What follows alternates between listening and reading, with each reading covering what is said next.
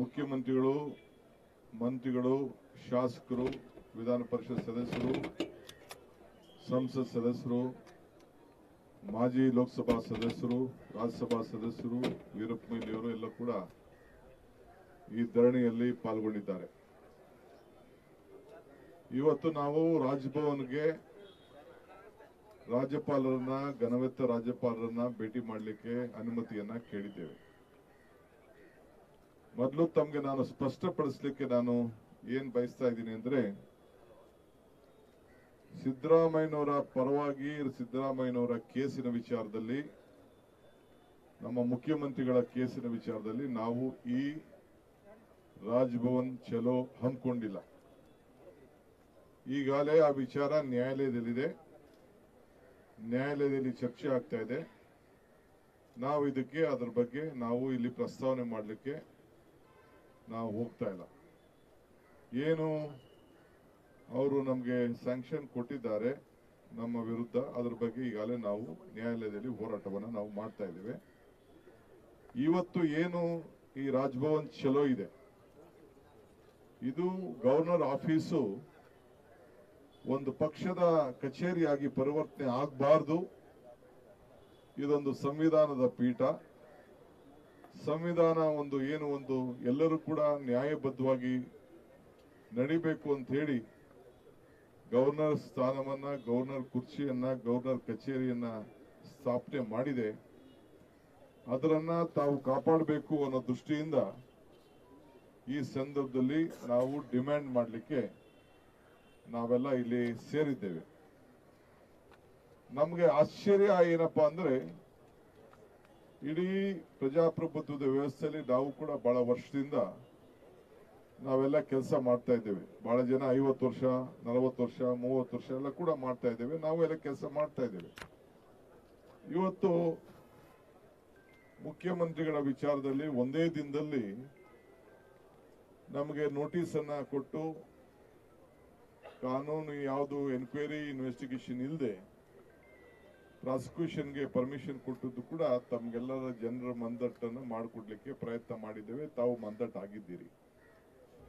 ಆದರೆ ಘನವೆತ್ತ ರಾಜ್ಯಪಾಲರಿಗೆ ಹಿಂದೆ ಅನೇಕ ಇಲಾಖೆಗಳಿಂದ, SIT ಇಂದ, ಲೋಕಾಯುಕ್ತದಿಂದ ಗವರ್ನರ್ ಅವ್ರಿಗೆ ಕೆಲವು ಮುಖಂಡಗಳನ್ನ, ಮಾಜಿ ಮುಖ್ಯಮಂತ್ರಿಗಳನ್ನ, ಮಾಜಿ ಮಂತ್ರಿಗಳನ್ನ ಪ್ರಾಸಿಕ್ಯೂಟ್ ಮಾಡಬೇಕು ಅಂತ ಹೇಳಿ ಅನೇಕ ಅರ್ಜಿಗಳನ್ನ ಅನೇಕ ಸಂದರ್ಭದಲ್ಲಿ ಅವ್ರಿಗೆ ರಿಕ್ವೆಸ್ಟ್ ಕೂಡ ಹೋಗಿದೆ. ಅದೆಲ್ಲ ಕೂಡ ತನಿಖೆ ಆಗಿದೆ.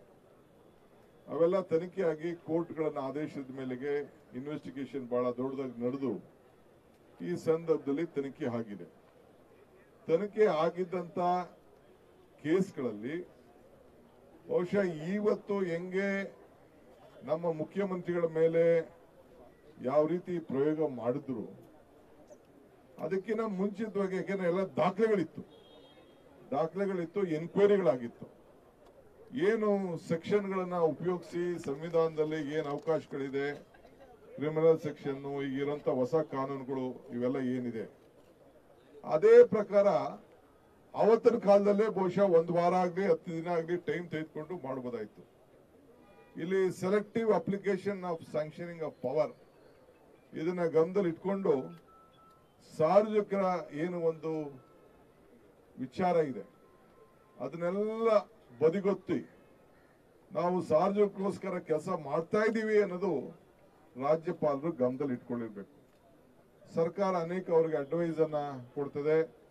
ಆ ವಿಚಾರದಲ್ಲೂ ಕೂಡ ಅವರು ಸರ್ಕಾರದ ಪ್ರತಿನಿಧಿಯಾಗಿ ಕೆಲಸ ಮಾಡಬೇಕೇ ಹೊರತು ಒಂದು ಪಕ್ಷದ ಪ್ರತಿನಿಧಿಯಾಗಿ ಕೆಲಸ ಮಾಡಬಾರ್ದು ಅನ್ನೋದು ನಮ್ಮೆಲ್ಲರ ಇಡೀ ದೇಶದ ಜನತೆಯ ಆಶಯ.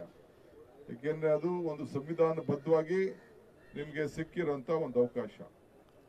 ಈಗಾಗಲೇ ಕೇಂದ್ರ ಸರ್ಕಾರ ಮಂತ್ರಿಗಳಾಗಿದ್ದಂತ ಮಾಜಿ ಮುಖ್ಯಮಂತ್ರಿ ಆಗಿದ್ದಂತ ಕುಮಾರಸ್ವಾಮಿ ಅವರ ಮೇಲೆ ಬಹಳ ಹಿಂದೆನೆ ಅವರು ಅರ್ಜಿಯನ್ನ ಇದನ್ನ ಕಳಿಸ್ಕೊಟ್ಟಿದ್ದಾರೆ. SIT ಅವರು ಕಳಿಸ್ಕೊಟ್ಟಿದ್ದಾರೆ, ಲೋಕಾಯುಕ್ತ ಅವರು ಕಳಿಸ್ಕೊಟ್ಟಿದ್ದಾರೆ. ಅದು ಇವತ್ತವರೆಗೂ ಕೂಡ ಅದು ಏನು ಎನ್ಕ್ವೈರಿ ಆಗಿ ಕಂಪ್ಲೀಟ್ ಇನ್ವೆಸ್ಟಿಗೇಷನ್ ಆಗಿ ತಲುಪಿಸಿದ್ದಾರೆ. ಯಾವುದು ಕೂಡ ಅದ್ರ ಬಗ್ಗೆ ಗಮನದಲ್ಲಿ ಇಟ್ಕೊಂಡಿಲ್ಲ. ಅದಲ್ಲದೆ ಮುರುಗೇಶ್ ನಿರಾಣಿ ಅವರು, ಸತೀಶ್ ಜೊಲ್ಲೆ ಅವರು, ಜನಾರ್ದನ್ ರೆಡ್ಡಿ ಅವರು ಹೀಗೆ ಬಹಳ ಹಿಂದೆನೆ ಅವರು ಪ್ರಾಸಿಕ್ಯೂಟ್ ಮಾಡಬೇಕು ಅಂತೇಳಿ ಪರ್ಮಿಷನ್ ಅನ್ನ ಕೇಳಿದ್ದಾರೆ. ಅದನ್ನೆಲ್ಲ ಒಂದ್ ಕಡೆ ಸೈಡ್ಗಿಟ್ಟು ಇದನ್ನ ನೀವು ತಾರತಮ್ಯವನ್ನು ಮಾಡಿ ಇವತ್ತು ನಮ್ಮ ಮೇಲೆ ಇವತ್ತು ಏನು ಹೊರಟಿದ್ದಾರೆ ಇದು ನ್ಯಾಯಬದ್ಧವಾಗಿಲ್ಲ.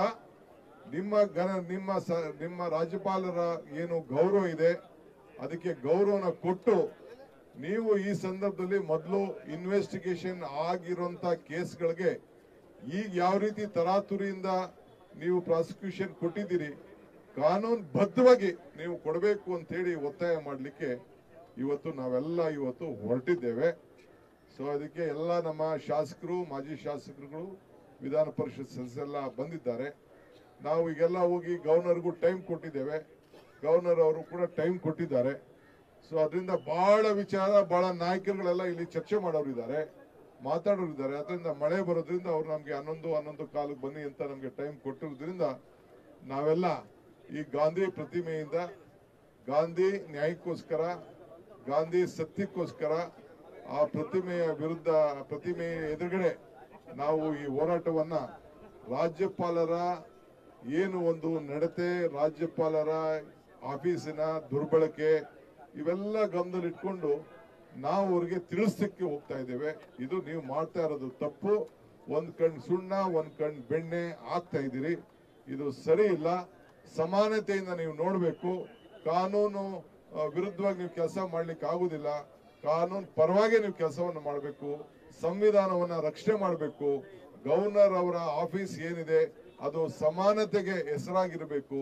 ಸಂವಿಧಾನದ ಪೀಠಕ್ಕೆ ಒಂದು ಗೌರವನ ಕೊಡಬೇಕು ಅನ್ನೋ ದೃಷ್ಟಿಯಿಂದ ನಾವು ಒತ್ತಾಯ ಮಾಡಲಿಕ್ಕೆ, ಅವ್ರಿಗೆ ತಿಳಿಸ್ಲಿಕ್ಕೆ ಈ ಸಂದರ್ಭದಲ್ಲಿ ನಾವು ಹೋಗ್ತಾ ಇದ್ದೇವೆ. ನಾನು ಇಂಗ್ಲಿಷ್ ವಿಚಾರದಲ್ಲಿ ತಿಳಿಸ್ತೀನಿ. We are appealing to the excellency governor of Karnataka that this partition attitude should not be taken. You should see that everyone should be looked at equally. There were so many cases against some of the cases has been referred by Lokayukta after the investigation. SIT team against Mr. Janardhan Reddy, against Mr. Kumar Swamy, Shikala Jolle and Irani. You have not opened their cases. You have not permitted the case. All those cases have already been investigated. But partition attitude has been taken by your office. We are going there to demand the governor. So justice should be given and everyone should be looked equally and cases has to be taken up. Kindly give prosecution permission as requested by the authorities already, which has been investigation and submitted the report. This is our demand. This protest is nowhere related to Siddaramaiah ji issue. Siddaramaiah ji issue is already in the court. We are fighting out legally. We are very confident that justice will prevail upon us.